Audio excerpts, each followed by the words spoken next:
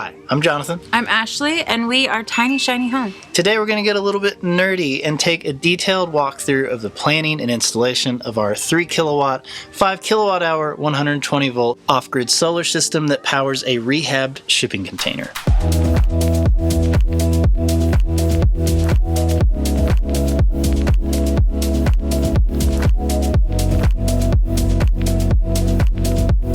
You may be asking, how did we get here?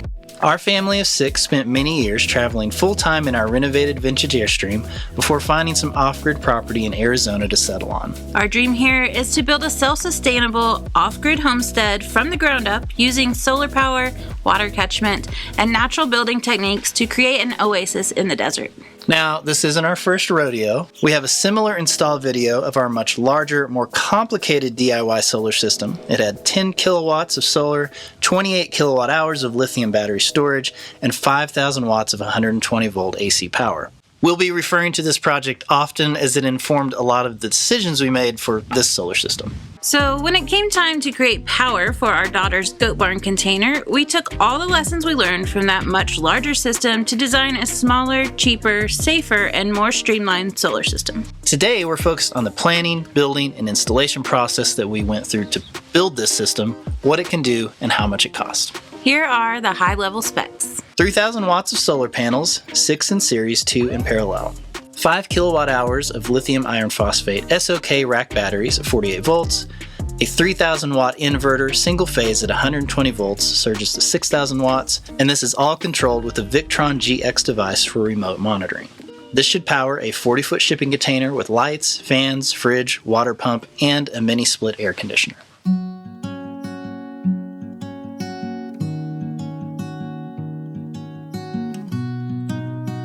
As with any good solar system, first you need to know what you're building it for.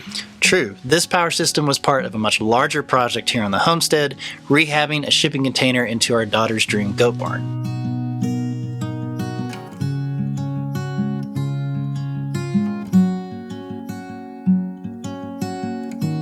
It included a fully renovated, insulated, and framed interior, modular kitting stalls, bulk feed storage, large shade awning roof, rainwater catchment, secure field fence paddocks, and a closed, climate-controlled sanitary milking room.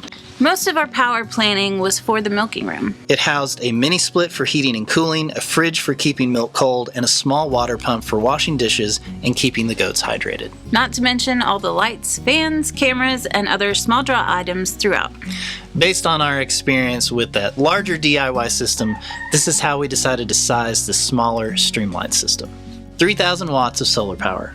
By connecting 250 watt panels in series of 6, we could create high voltage arrays that charged well even in cloudy conditions and maximize the available space on the awning roof. We ended up with 12 panels total for this project. 5 kilowatt hour rack battery bank. In planning ahead for maintenance and modularity in our larger upcoming house system, we decided we wanted to experiment with something different. To start, we're trying a 5 kilowatt hour SOK rack battery to see how solid the BMS is, how it communicates with our Victron gear, and whether it's actually a better option than building our own bank. More on this later.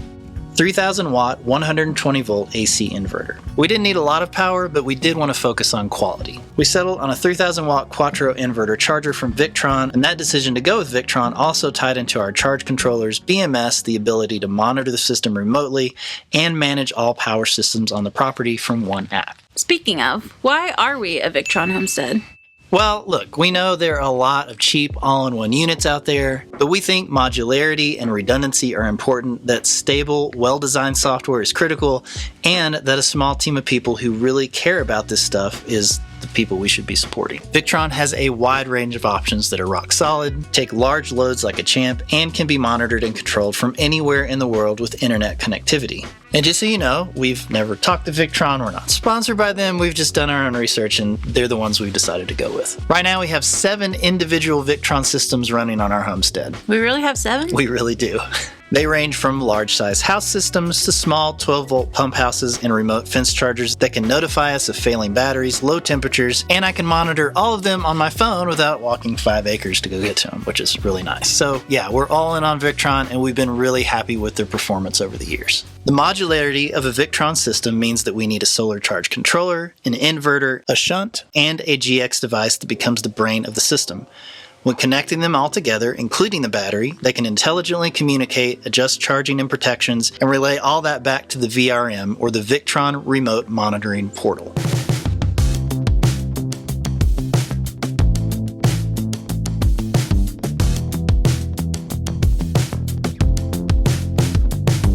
A few important items. First, the entire contents of this video are also available in article form on our website at the link below. So if you would prefer to read through this, copy settings, follow links to products, make sure you go check that out. Second, we always create high-res PDF wiring diagrams for purchase as companions to the article and video. Don't worry, you don't need to actually buy anything to learn how to build the system. We're going to take you through step by step in very nerdy detail.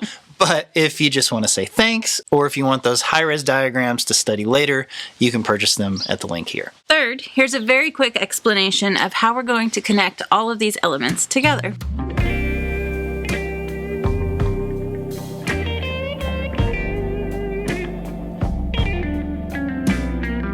First, you have your solar power wires coming in from solar panels. Positive goes through a breaker, and then the negative and positive come to the PV side of the charge controller. Out of that, we have a positive battery line that runs through a single pole toggle switch and then down into top of the T-class fuse.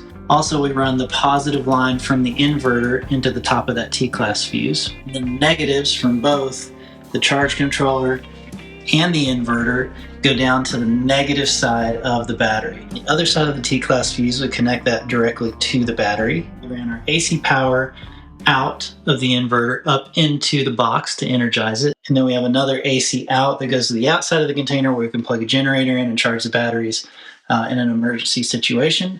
And then all of the grounds are connected, it's kind of hard to see, to the chassis of this back here.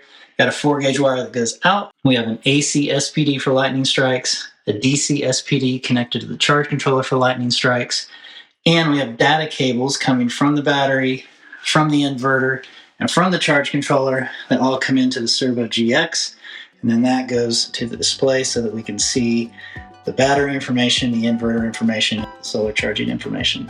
Disclaimer, I'm not an electrician, nor do I play one on YouTube. All information here is solely for entertainment purposes, and all electrical work should be performed by qualified individuals according to local electric codes. Cool?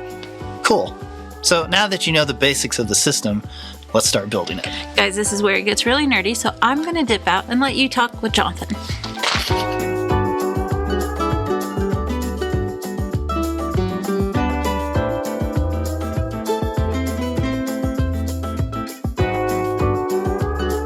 First up is our solar panels. Now, if you've been watching us a while, you know that we love SanTanSolar. Here's a secret. Solar panels in commercial installs get replaced often, usually way before they need to be. So Santan buys them, tests them, and resells them back to folks like you and me at a fraction of the cost of the new ones. They still have plenty of life left in them, and the cost savings can be so great that even if they need to be replaced a little earlier, you're still getting a great deal. Solar panels really don't need to be fancy.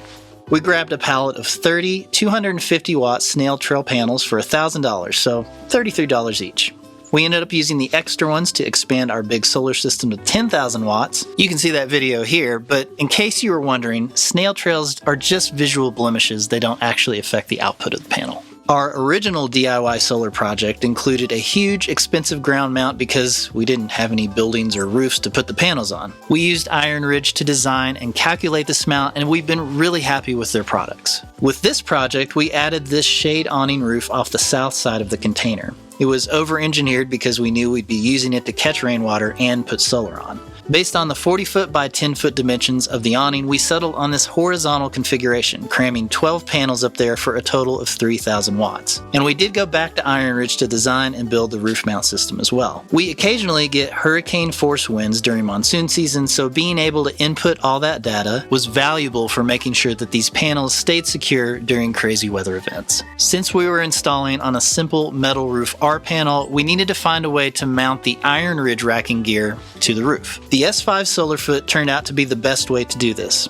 It's just a machined piece of metal with 4 screw holes and an 8mm stud and hex nut. These were installed roughly every 4 feet, and then you bolt down Iron Ridge's slotted L-foot, attach the main XR rail to that, and then use the UFOs, or universal fit objects, to hold the panels in place. A few important notes. On the first and last panel of the vertical array, you have to attach stopper sleeves to the UFOs. This provides a solid flat surface for the panels to sit against. Set your first panel on the UFO with the stopper sleeves, and then slide 2 more in the track so they touch the other side of the panel.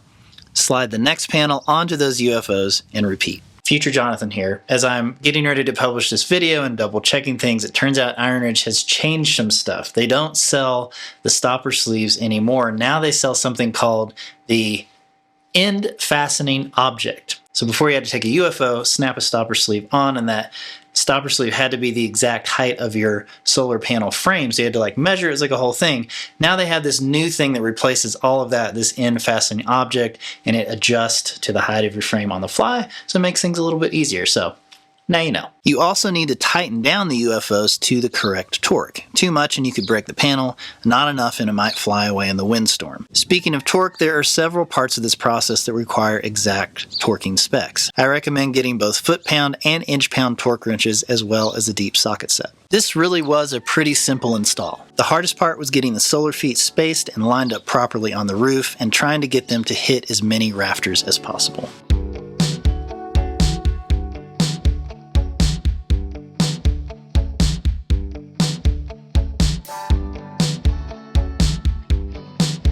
With the panels installed, we turned our attention to the wiring. Now, like we mentioned, our plan was to group 6 panels in series to get high voltage arrays. This meant that the panels would produce more power earlier and later in the day or in cloudy conditions. Here's how the math worked out. Each 250-watt solar panel at 37 volts and 8 amps connected 6 in series would produce an array with 1500 watts, 230 volts, and 8 amps. Then connecting both arrays in parallel created a 3000 watt, 230 volt, 16 amp solar panel system. As far as the wiring goes, when connecting in series, you take the positive of the first panel and connect it to the negative of the second panel. Then the positive of the second panel to the negative of the third panel, and so on down the line. If you started with the positive, then your last panel will use the positive wire to your combiner box, and the first panel, where there's an empty negative, will need to be extended to the combiner box. That meant buying our own MC4 connectors and about 100 feet of PV wire for this project. We mounted a heavy-duty combiner box on the outside of the container and connected the positive and the negative of the first array to the first input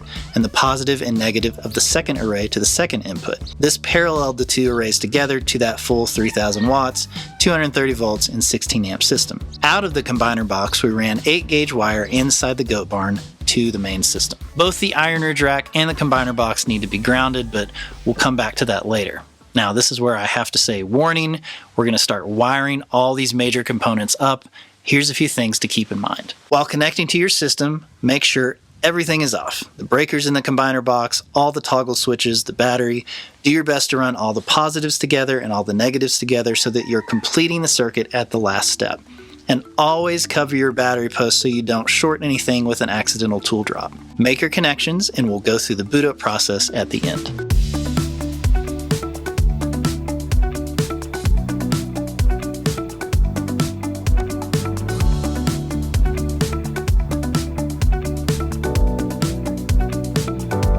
So from the combiner box, that 8-gauge wire is going to run into the positive and negative PV inputs on the Victron Smart Solar 250 volt 85 amp charge controller. This charge controller was specifically sized for our array, and you can buy all different sizes depending on your needs. The positive line should run through a 20 amp circuit breaker first though. This adds additional protection should the breakers in the combiner box fail, and a way to shut off solar power inside the barn if we need to work on the system. While we're here, go ahead and install a DC Midnight Solar Lightning SPD into the positive and negative PV connections as well. The ground from the SPD in the charger chassis will go to a single earth ground, which we'll explain later. Then the battery positive connection uses 2-gauge welding wire with crimped ring lugs that flows through a 100 amp single pole toggle. These are the things we dread every time, the single pole toggle switches. They don't seem to come with like a facing that fits them. I don't know why. Blue Sea, you need to get it together. We had to buy one of your other facings, Dremel it out, and then drill a bunch of holes in the back of this thing just so we could get a ratchet in there and like very carefully put things together. It's ridiculous. This acts as even more protection for the batteries in the system, as the power that comes out of the charge controller is actually greater than the power that's coming in from the panels, because MPPT is cool like that. Coming out of the toggle, the battery positive wire will continue to the system side of the T-class fuse holder, and we'll cover the T-class more in the battery section. The battery negative connection also uses 2-gauge welding wire, and it will connect to the negative side of the battery. Also, don't forget to run a VE direct cable to the Cerbo GX for communication.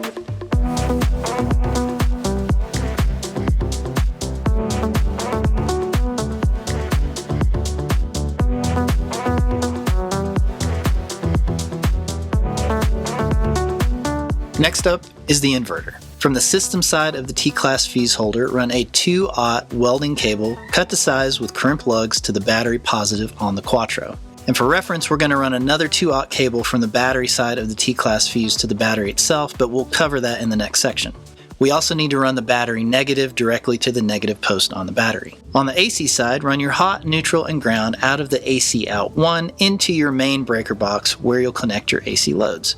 This should be either 8-gauge or 6-gauge depending on the length of the run. If you want to put in a generator backup, run a hot, neutral, and ground from AC in 1 to the plug.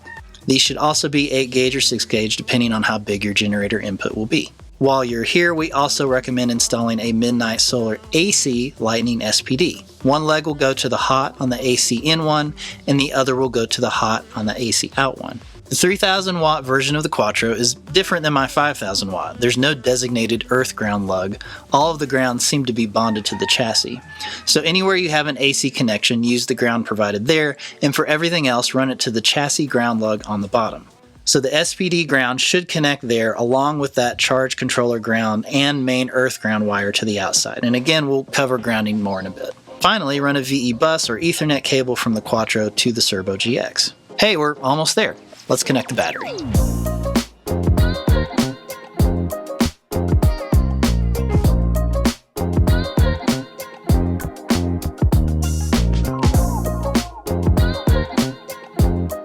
In our big system, we bought individual cells directly from China and pieced together the battery bank ourselves using copper bus bars, a custom metal frame, and a bespoke BMS. Now this saved us a ton of money, especially for a system that size, but for the goat barn, we really didn't need that much storage, and it was almost cost prohibitive to do it that way. While I'm glad we went through the process of building our own battery bank, we are thinking long-term about maintenance and modularity in our upcoming Hyper Adobe Roundhouse system.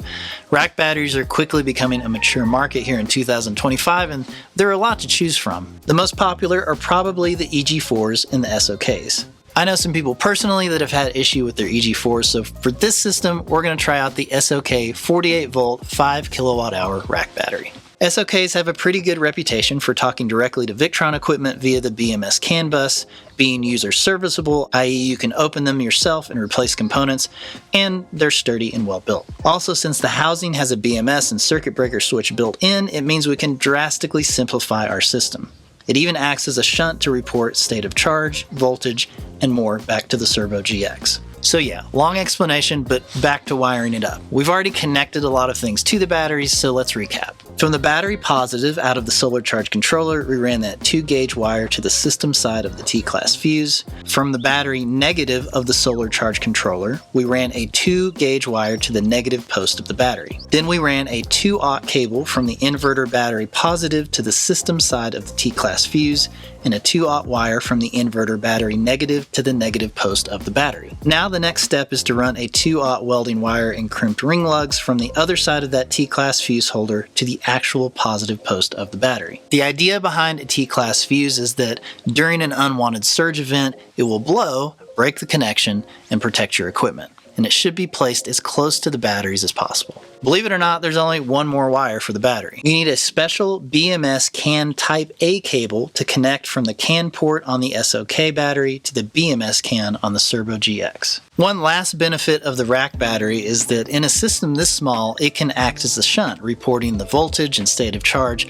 back to the Victron system without needing to buy an additional smart shunt. Nice.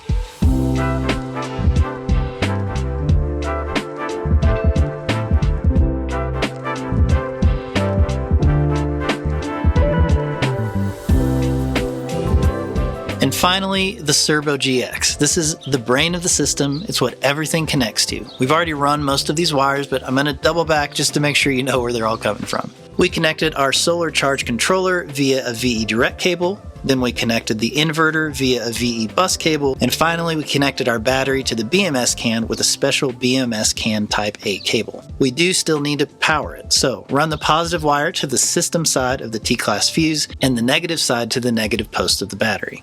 And finally, we are connecting a GX Touch 50 display, which plugs into the HDMI and USB power port on the Cerbo.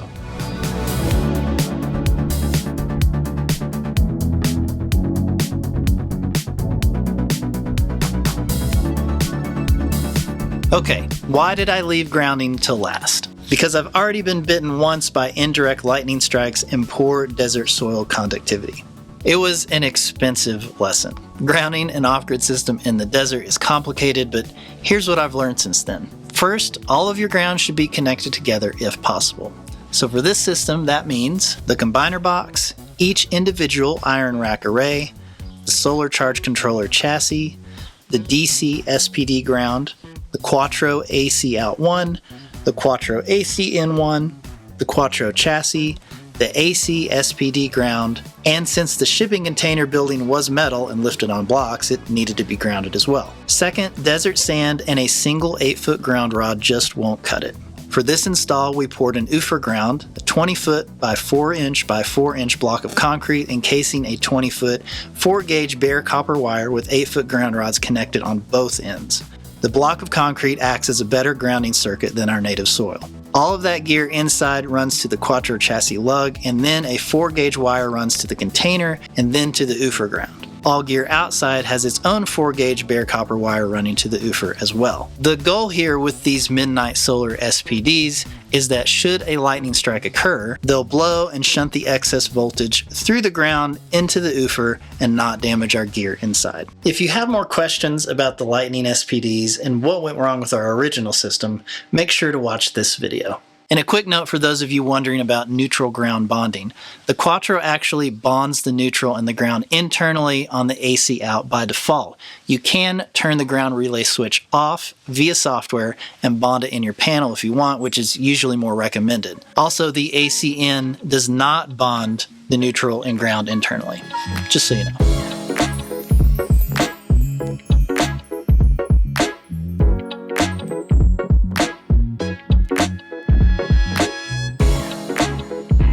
Okay, we have run all of our wires. Are you ready to boot this thing up? If you haven't already, install that T-class fuse into its holder and cover it with the plastic cover. Next, turn on the 100 amp single pole toggle going from the solar charge controller to the battery. This will ensure that when that charge controller boots up, it knows what the battery voltage is and it will set its settings appropriately. Do not turn on the breakers in your solar combiner box or that 20 amp breaker inside yet. Next, we need to start that SOK battery. For a system this small, we can use the built-in automatic pre-charge. Turn on the DC breaker located on the front of the battery, then press the RST button with a small item like a pin. This will immediately engage the pre-charge circuit of that battery, which will charge any capacitors in the system. The internal BMS will do its checks, you'll hear a small clunk, power will be turned on from the battery, and things will start booting up. Note that the Cerbo GX firmware will need to be updated to 3.0.015 in order for the SOK battery to communicate properly. So the next step is to connect the Cerbo to the internet and do that firmware update. Once it reboots, you should see all your devices listed when you go to the device list page, including the battery. Using the touchscreen or remote console on your phone if you don't have a touchscreen, make a few settings changes. In Settings, System Setup, DVCC, turn the main on, limit charge current on, maximum charge current on, maximum charge current 90 amps. In settings, system setup, battery monitor, choose Plion Tech on CAN bus. And in settings, system setup, battery measurements, choose the Plion Tech battery. SOK also recommends setting fallback charging settings both in the inverter and the charge controller, just in case the connection via that BMS CAN is lost. You'll do this via the Victron Connect app on your smartphone and connecting to each device individually via Bluetooth. While you're here, you probably need to do firmware updates on each individual Victron device, so go ahead and do that as well. SOK recommends the charge current for normal use up to 63 amps per battery, charge current for fast charge up to 95 amps per battery, absorption voltage of 57.6 volts, absorption time of 15 minutes, a float voltage of 55.2 volts, a charging target of 100% SOC, and a low voltage shutdown of 48 volts. At this point, you should be seeing that battery voltage and state of charge on the home screen. Provided it's got a decent charge, let's go ahead and turn on the inverter and test your 120 volt power. The screen should change to inverting and the midnight SPD should turn one of its blue lights on. Test that your breaker panel has been energized with 120 volts, turn on some circuits, test some things, and see how it goes. Adelaide, Yes. turn the light switch on.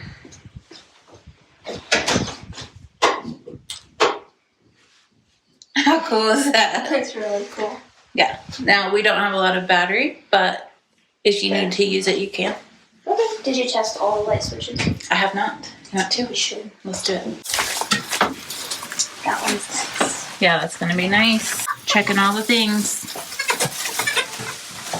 Charging. Now let's turn that solar power on. Go outside to the combiner box and flip the breaker inputs on the ones that you're using. Then go inside and turn on that 20 amp breaker. You'll see both lights turn on the midnight SPD, and the charge controller will slowly ramp up until the full amount of power is coming in. Now you're charging your battery.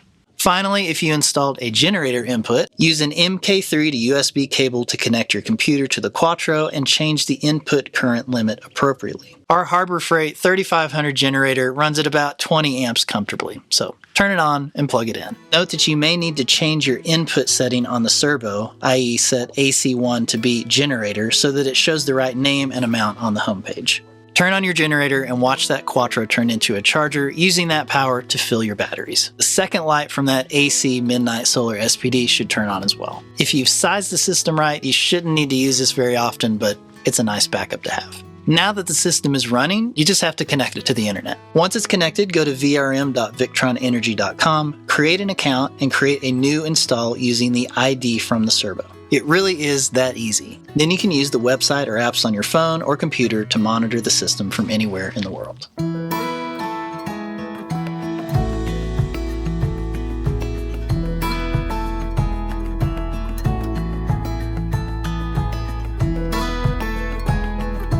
What's next? Let's set a few expectations. First of all, your battery cells will need time to balance. I've installed a few different systems and this usually takes about 2 full weeks. You're gonna get high voltage battery alarms sent from the BMS to the Cerbo. It's really annoying, but give it some time and it will eventually stop. The nice thing about a rack battery is that the BMS is built in, the settings are already set, and you shouldn't need to go in and mess with anything. You gotta give it that little bit of extra time. We've been using this system for almost a year, produces about 6 kilowatt hours per day, most of that coming from the mini split air conditioner. The battery drops to 30 to 50% overnight, and that huge solar array on that shade awning roof fills it back up very quickly in the morning. It's handled an unseasonably hot summer and fall like a champ, and has kept it nice and warm in the winter too.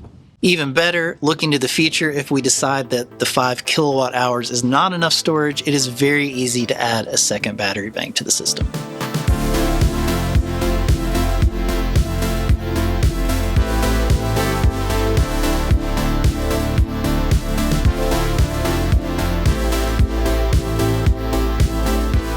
Hey, you're back. I am. You want to talk about how much this thing costs? Yes, as long as we can do it really fast because it's really cold and I don't like being cold. Okay, guys, we're going to read off all these numbers and tell you in excruciating detail exactly how much this system cost. Are you ready? Ready. Okay, Future Jonathan is back. Quick note. If you want to buy any of this stuff for your own system, we do have links in that article on our website. A lot of them are affiliate links. You don't have to use those if you want, but it'll at least let you know exactly what you're looking for. Second, if you're buying Victron stuff, we really recommend buying from a local authorized dealer. Don't buy your Victron stuff from Amazon like we did the first time, because if you have an issue, they're probably not going to help you. So our local dealer is Northern Arizona Wind and Sun. That's where all our links go to, but please feel free to find your local dealer when you're buying that high-end gear. First up is the battery, and yes, we will be referring to our phone because it's a lot of numbers. The SOK rack battery cost $1,575.75. The inverter communication cable was $10. Yep. The T-class fuse housing was $47, and the fuse itself was $39. 2-aught cables with 3/8-inch terminals was $51, the black ones, and then we had to buy red ones, and they were $73 for the same thing. That doesn't make any sense. Amazon, what's up with you? Can we just spray paint them? No. We also needed additional 5/16 copper lugs, and that was $14.91. So the total for the battery was $1,810.65. Okay, on to the next. Solar charge controller. Yep. Victron Smart Solar 250 volt 85 amp, $504.69. Yep. Then we needed 2-gauge red and black cable. We bought them together this time for $67. Copper lugs, 3/8-inch, $13. 1/4-inch copper lugs, $13. And 5/16 copper lugs, $13. And all of those worked with the 2-gauge wire. Well, okay. We also needed a DC circuit breaker. That was $10. A C-series single pole 100 amp 1/4-inch terminal, $30. Then we needed an enclosure for $42, a VE direct cable for $13.60, and that DC SPD for $100.34, which brings us to a grand total of $806.63. Okay. Onto the inverter. The inverter is very simple. The Victron Quattro 3K 48 volt was $1,576.56. AC 300 SPD, $100.34. 30 amp generator power inlet box was $31.44. And we needed some 6-gauge AC wire, black, white, and green, because hot, neutral, and ground. 15 feet of it for $90. That gives us a grand total of $1,807.33. Then the Cerbo GX, it cost $266.40. The touchscreen display, $202.35. And we used a wall bracket to mount it in our specific situation for $15.30, which is a total of $484.05. All right, onto the solar panels. The solar panels we said before were not very expensive. Nope. SanTanSolar. $360 for 12 of them. Mm-hmm. And then we needed 100 feet of PV wire, $202.35.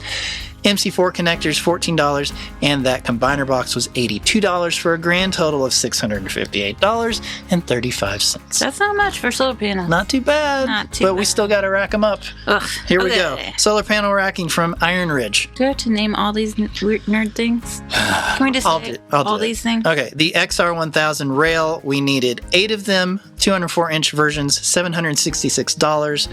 The bonded splice to connect them together was $29.96.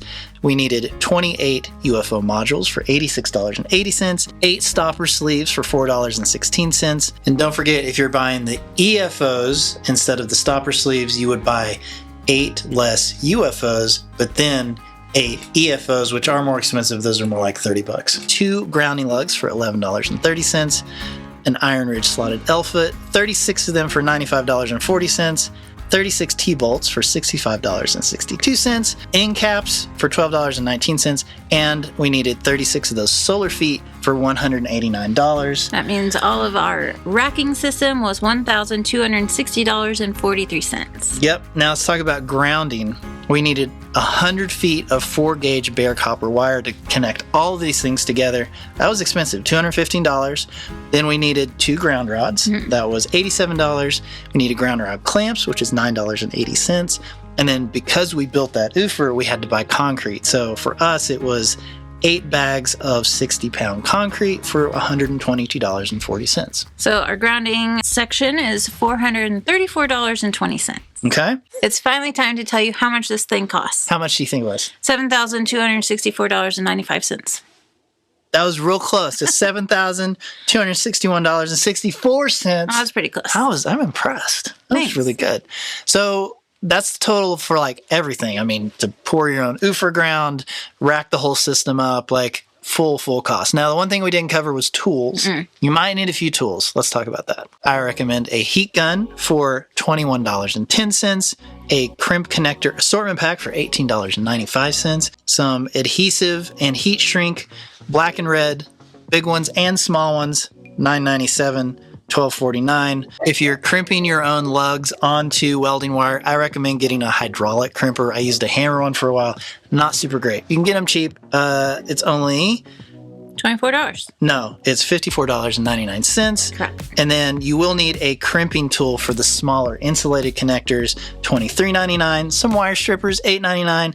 And you might need some fish tape if you're running long runs underground. We didn't actually do that for this system, but you can get a nice one for $179. So estimate that your total tools is going to be around $300. $300 to $400, depending. Yeah, you probably have a lot of this, and it's fine. But just so you know, you don't want to like get halfway into this and be like, "Dang it, I forgot a tool." Yeah. And then your whole project is like derailed, on hold. Well, babe, we got real nerdy. Yeah, you did. We did it. I'm proud of us, and I hope that this exhaustive breakdown tells you exactly how to go and design and build your own system. So don't forget, you can go to our website, you can read this whole article, follow the links to buy every single piece of the system if you want it.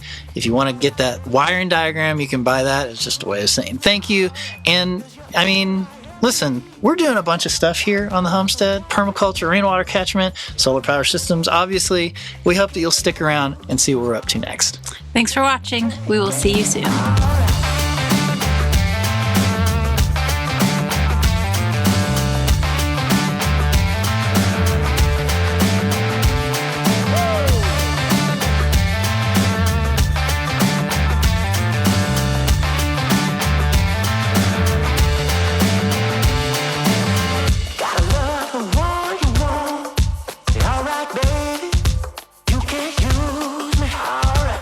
You're all I ever need.